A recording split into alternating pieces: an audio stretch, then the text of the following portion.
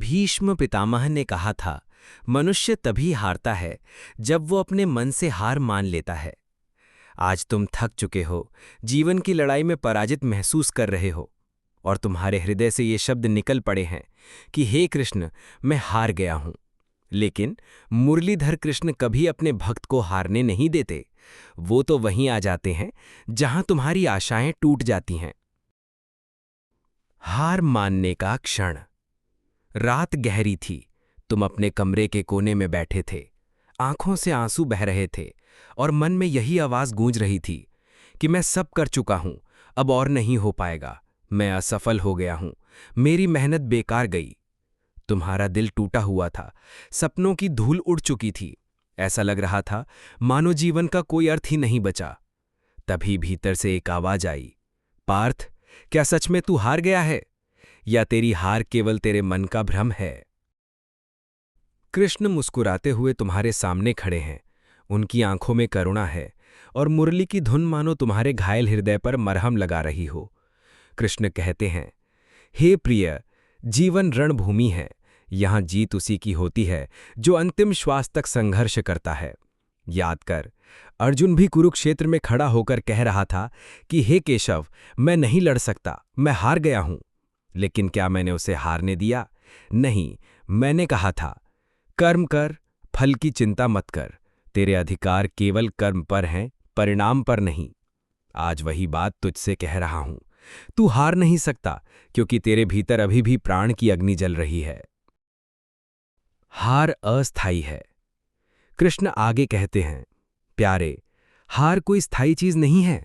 हार तो बस एक परीक्षा है, ये देखने के लिए कि तू कितना धैर्यवान है। क्या नदी कभी हार मानती है?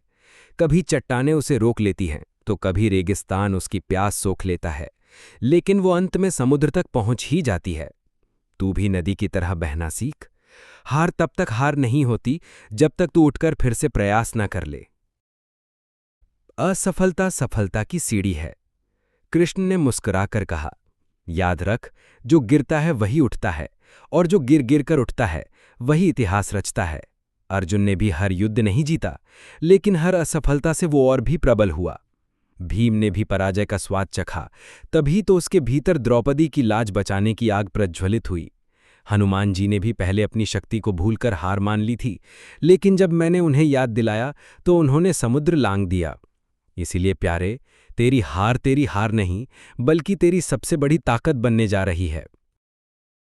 उठ खड़ा हो।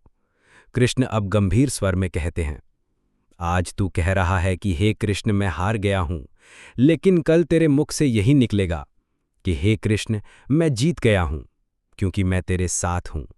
जब जब तू गिरेगा मैं तुझे संभालूंगा। जब जब तू रोएगा मैं तेरे आंखों से आंसू पोंछूंगा। जब जब तू थक जाएगा मैं तुझे अपनी मुरली की धुन से शक्ति दूंगा। बस तू एक वचन दे। तू हार मानकर नहीं बैठेगा, तू रुककर नहीं टूटेगा, तू लड़ाई जारी रखेगा। याद रख, ये जीवन तेरा धर्म क्षेत्र है और धर्म क्षेत्र में वीर कभी हारता नहीं, वो केवल देर से जीतता है।